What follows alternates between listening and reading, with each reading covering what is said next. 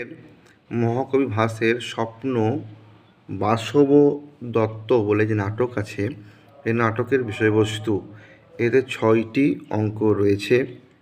বৎসরাজ উদয়ন এই নাটকের নায়ক।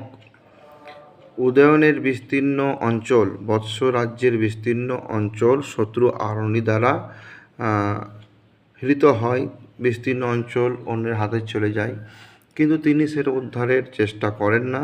ততক্ষণে তিনি তার প্রেমিকা বাসব দত্তার প্রেমে আচ্ছন্ন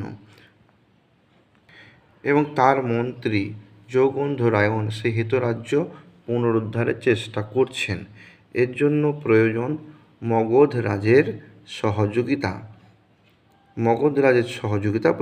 এই উদ্দেশ্যে মগধরাজ দর্শকের বোনের সাথে উদয়নের বিবাহ দিতে চান। তো বাসব দত্তা বেঁচে থাকতে তিনি তো আর বিয়ে করবেন না, তাই যোগন্ধরায়ণ বাসব দত্তার সাথে আলোচনা করে একটা প্ল্যান করে এবং একটা অগ্নিকাণ্ডে বাসব দত্তার মৃত্যু হয়েছে এটা রটিয়ে দেয়। তারপর ঘটনাক্রমে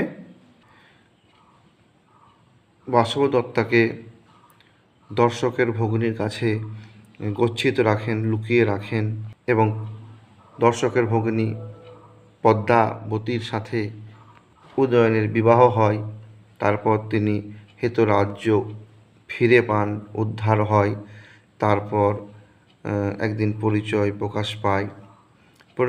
পাওয়ার পর যোগন্ধরায়ণ তিনি রাজার কাছে তার কৃতকর্মের জন্য ক্ষমা প্রার্থনা করেন, কিন্তু এটা ছাড়া তার আর কোনো উপায়ও ছিল না এবং রাজা উদয়ন এবং বাসব দত্তার পুনর্মিলনও ঘটে। এই নাটকে উদয়ন পত্নী বাসব দত্তা করুণ রূপের, করুণ মূর্তির প্রতিমূর্তি, করুণ রূপের আধার তিনি।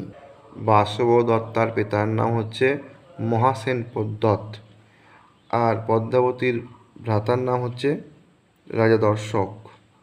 এই হলো এই নাটকের সংক্ষিপ্ত সারাংশ।